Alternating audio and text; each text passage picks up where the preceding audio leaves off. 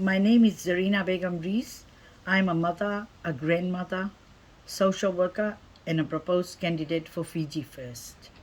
Since my announcement as a proposed candidate, certain allegations have been leveled against me. I wish to put the record straight and tell all Fijians the truth. This is my story. I spent 25 years of my life with a man who unleashed physical and mental torture on me on a daily basis. I was repeatedly assaulted at the hands of my former husband, and one of these assaults left me with my face slashed open and needing 17 stitches.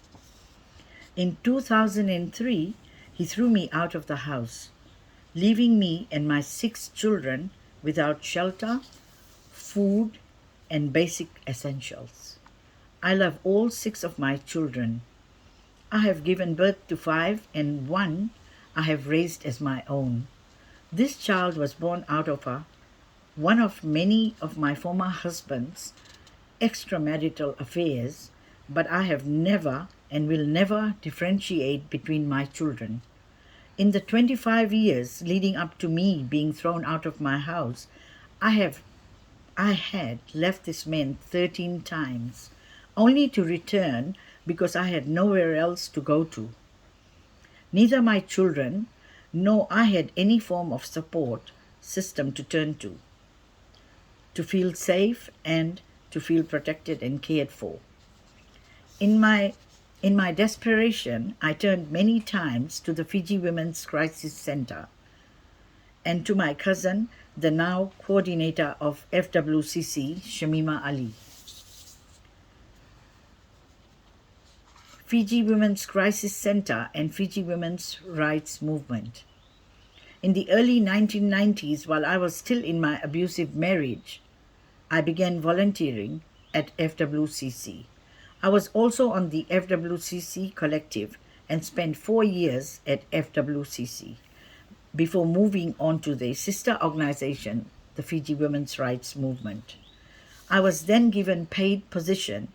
I was an administrative officer and received training to become an assistant legal rights training officer. I traveled around Fiji and conducted trainings for 5 days a week in Hindi and in English to the grassroots women in the community on topics of women's rights, sexual offenses, child sexual abuse, domestic violence, and family law. I was also a regular presenter on Hindi radio stations where I talked about women's rights issues. During my time at the FWCC and FWRM, my personal experiences and endurance of domestic violence were never hidden from the staff and management. Allegations. While working for FWRM, it was alleged that I had failed to conduct a FWRM workshop in Bar and had instead pocketed the money which was meant for women who attended the workshop. This was done in spite of a workshop report and other documentation being executed and filed in the sum of $1,300. At that point in time, I was not told who made the complaint against me. But due to the nature of the allegation, I was sent home pending investigations. During this time, Shamima had asked me to remain hidden and that police were looking for me. I was naive, but my conscience did not allow me to hide. I voluntarily went to the then Central Police Station in Suva and gave my statement. I was then charged in relation to the allegation and could not return to FWRM. This is when Shamima offered me work as a house girl at her residence. I was paid $75 a week and accepted her offer as I was determined to earn a living so I could look after my children. Shamima, knowing my difficult financial situation, had often given me extra fruits and vegetables she had in her house. Because of my circumstances, my 3rd eldest daughter dropped out of high school. Despite wanting to continue her education, as I did not have the means to pay for her Form 7 school fees and other school-related expenses, I would walk down from Milverton Road to Shamima's residence in Princess Road. Rain or shine, I walked every day to her place. Some evenings, her then husband Yeshwan Gounder dropped me home if I worked rather late. Meanwhile, the charges laid against me led to court proceedings. I appeared in Suva Magistrates Court and entered a plea of not guilty. I was innocent and had done no wrong. I had not stolen any money and knew I could prove my innocence. While the court proceedings took their normal course, the abuse I faced at the hands of my former husband intensified. I was not bringing the income my former husband had grown used to, and he knew that owing to the criminal charges hanging over my head, I would not have the courage to speak out or leave him. I clearly recall being severely beaten up one night and being issued with death threats. I had discovered a love bite on his neck and had made the mistake of raising it with him. He assaulted me repeatedly, and as I lay on the floor crying, he destroyed photographs I had taken with my children. He said he would cut me up next and hide my body in the fridge. He said no one would be able to find me. Hearing the commotion, my eldest son came to my rescue. My former husband picked up a cane knife and threatened my son. It was in that moment that I realized this was too much for my children to bear. And that very night on Mother's Day, as I left my former husband's home, I vowed never to return. While I left that house behind, I lived in constant fear of my former husband finding me and following through with his threat to kill me. I was afraid that my life and the lives of my children were in danger. This fear shadowed me wherever I went. For a few weeks, I did not have a place to live and moved my children between houses, relying on the goodwill of the few friends who had offered us temporary shelter. The then director of the Hard Housing in Valilevu, Ms Ana Delana, put a roof over my head. My children and I stayed in the Hard Housing for 6 months. When we moved into the Hard Housing, we had nothing of our own. We did not even have cups to drink water out of. We slept on the floor and made do with what little we were given. My former husband started to look around for me and eventually found out that I was residing in the Hard Housing. 5 months after having left him, I was again assaulted by this man, this time in the middle of the road. He had brought a kitchen knife with him, determined to end my life. He pulled it out and was slashing me, cutting me wherever he could. He only stopped when a garbage truck came. The garbage collection team rescued me. If it had not been for them, I was certain that I would die lying in a ditch. My former husband then got into his vehicle and left. My children had witnessed what had happened to me on this day. Fearing for my safety, my eldest son started to accompany me to my court appearances and anywhere I went to. My children refused to leave me alone. This meant they had to put their lives on hold to ensure their father did not kill their mother. While my court case was ongoing, I moved out of the Hard Housing, relocated my family in a one-room space. We stayed there for around 2 months. Following this, we found a flat on rent in Howell Road and relocated my family there. By this time, 2 of my children had started working. I was tired of looking over my shoulder, wondering when my former husband would find me. I was ashamed that my eldest son had to put his life on hold to escort me wherever I needed to go to. I was terrified that one day my son may also end up hurt by his own father. One day, my former husband tracked me down to my Howell Road house. My son confronted him that day and ended up being charged for threatening his father. The complainant in this case was, of course, my former husband, and his father. That day I felt as though I had failed my son as a mother, when he had done all he could to keep me safe. My court proceedings. On 20th April 2005, I decided to enter a guilty plea in my court proceedings. Not because I was guilty, but because I thought the only place I will be safe and my children will not have to worry about me was prison. I was told that the complainant in my case was not forthcoming and providing statements. This was also delaying the finality of my case. I was comforted by the fact that my two children, who were earning a living by that time, would be able to take care of their siblings. Prison would have also provided me with protection, which I so badly lacked, and my children would also be safe and be freed of this burden of keeping me safe. Do I regret pleading guilty? I did not at that time, but now I do.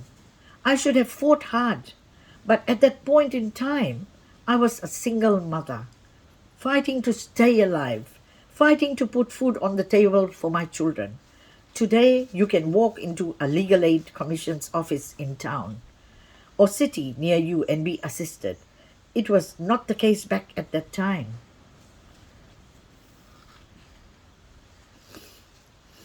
Legal aid was established in 1996, but the assistance being provided today at the Legal Aid Commission's offices is incomparable to what it used to be then. Today, you have the mobile phone numbers of all senior police officers on the Fiji Police Force Facebook page. Back then, when I was hiding from my former husband, worrying that he would find and kill me, I did not know any police officers I could turn to. No senior officers were as easily accessible back then as they are today. Today, we are protected by the Domestic Violence Act, a law introduced by the Bainimarama government. There is a no-drop policy for domestic violence cases.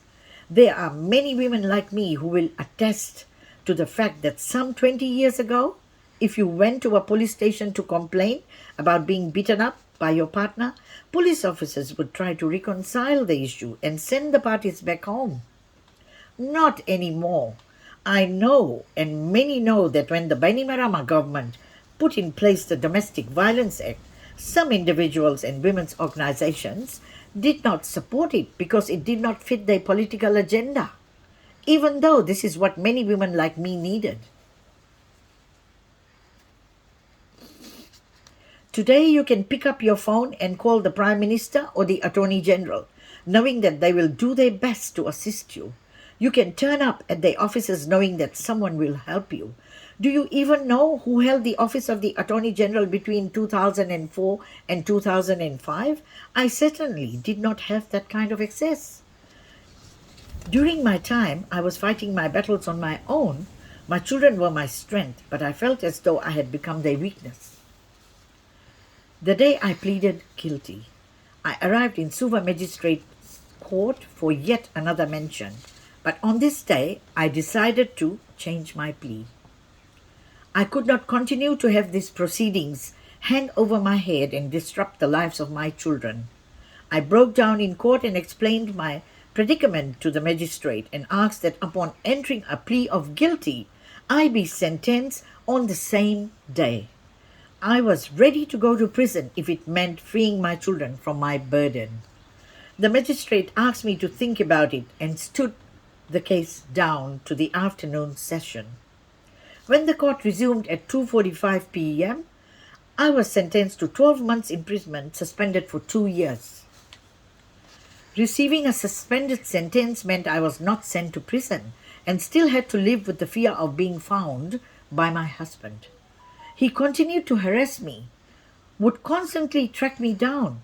Nothing had changed. The fear and harassment continued. 12 days before my former husband died in 2006, he called me, wanting to reconcile. He wept on the phone, seeking my forgiveness and asked me to return home. I was relenting, ready once again to go back to my abuser.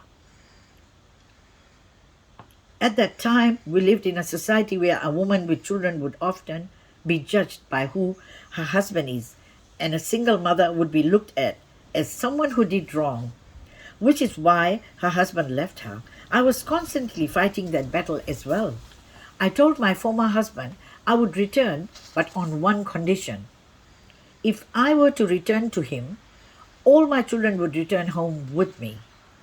He had said he would call me back to tell me whether he had accepted my condition.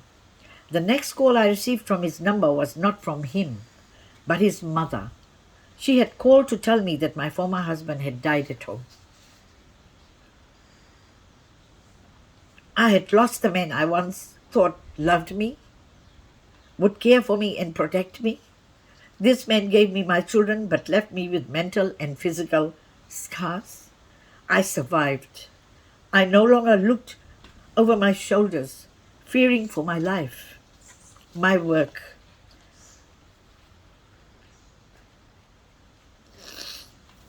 Despite my conviction in 2007, I was hired by United Nations Development Fund for Women, UNIFEM, and UN Women.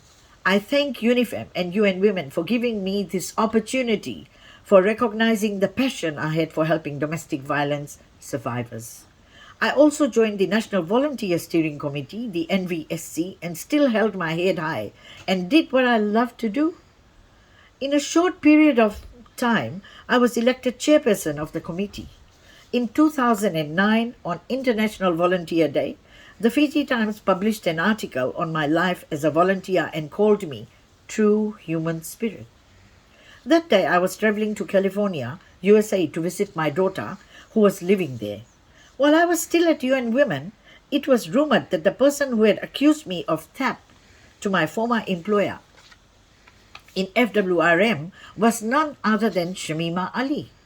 I was told of this by a former director of FWRM who was puzzled over why I had worked at Shamima's house as a house girl when she was the person who had called FWRM and alleged that I had pocketed money meant for the bar workshop. To this day, I have neither confronted Shamima nor reacted after hearing this information. I chose to rise above it all and forgive her. When Shamima was very ill sometime last year, her family members had reached out to me to visit her.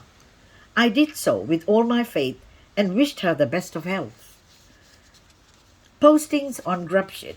When I was announced as a proposed candidate for Fiji First, a post titled Scandal at Fiji First appeared on the Facebook page under the name Grubshit. This post leveled allegations of theft, misappropriation of funds against me, and was published to bring disrepute to me and Fiji First. I understand that a man named Graham Davis operates this Facebook page. I have also read that he has some background in public relations and journalism. Graham does not know me, nor do I know him. From a reading of his Facebook post, he is simply propagating someone's political agenda. Someone appears to have provided him with false information to defame me and the political party that I stand for. Graham obviously published this false information but did not carry out any research or bother to hear from me my side of the story. If Graham was interested in seeking the truth, he could have reached out to me. He chose not to do this. Perhaps reaching out to me would have meant publishing a balanced story on my history with FWCC and FWRM, and perhaps including my side of the story. This obviously appears to be Graham's modus operandi, as seen in many other posts of his. It is shameful that, despite his journalism background, he is now running a tabloid-style Facebook account with an extreme political bias. When I applied to stand as a proposed candidate under the Fiji First banner, I disclosed every single detail of my personal and professional life to the General Secretary of Fiji First, Mr. Ayaz Sayed Qayyum. I also provided a police clearance report, which was a requirement when applying as a proposed candidate. Mr. Sayed Kayum saw a woman who overcame her circumstances to achieve something in life. He saw a woman who was let down by the very institutions that champion women's rights. He saw a domestic violence survivor who has applied her personal circumstances to inspire others to get through their own dark times. He saw a person who was a victim of an oppressive system that existed in our country only a few years ago. From the title I have read on Grubsheet, Graham's posts appear to be predominantly focused on Mr. Sayed Kayum. The post he wrote on me also makes repeated references to Mr. Sayed Kayum. He appears to me that Graham has an unhealthy attachment to Mr. Sayed Kayum. I can also see that such attachment is not reciprocated by Mr. Sayed Kayum. No matter how many posts Graham publishes, Fijians are aware that Graham cannot comprehend Mr. Sayed Kayum's intelligence, nor his integrity, and it would appear that he is threatened by all of these qualities of Mr. Sayed Kayum. When I read the post Graham wrote about me, I asked myself, why did Graham write about me? Is it because I'm a woman? Is it because of my name? Is it because of my ethnicity? Is it because of my religion? Is it because I am not from the right socio-economic class? Is it because I chose to apply as a proposed candidate of Fiji First? If Graham claims to be truly independent and objective, why did he not write about proposed candidates of other political parties? There are many other candidates who have serious issues that question their character and integrity. In the post on Grubsheet, Graham had also alleged that I was fired from the FWCC because I stole jewelry from a domestic violence victim. I was shocked at this accusation. The only jewelry I ever owned was my family jewelry gifted to me by my sister and which was meant for my daughters. In the mid to late 1990s, I handed over this jewelry to Shamima for safekeeping as I did not reside in a safe place. About 4 years ago, I visited Shamima at her residence and was informed by her that the jewelry had been stolen. At that point in time, I was more worried that her house may have been broken into. But Shamima said to me that there was no break-in and she felt that it may have been stolen by a house girl employed by her. I told her straight away not to worry about it. These are the facts relating to this allegation, not what Graham wrote in an attempt to discredit me personally. Discredit me as a proposed candidate for Fiji First, and discredit Fiji First. Perhaps Graham wrote the post about me because he thought I would not come out to defend myself. Graham was wrong.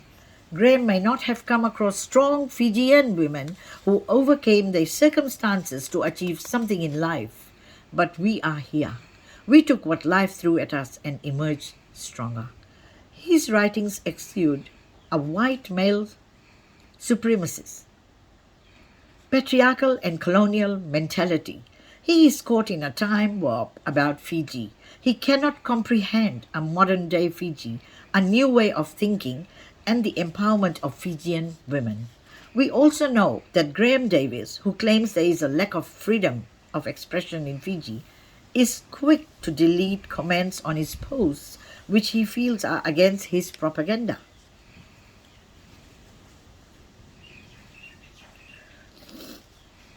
Some of these comments are made to clarify the allegations Graham posts, but ironically, he continues to delete these posts even though they are factually correct. This is an indication of his insecurities and inability to understand modern-day Fijian democracy. These days, we even find journalists,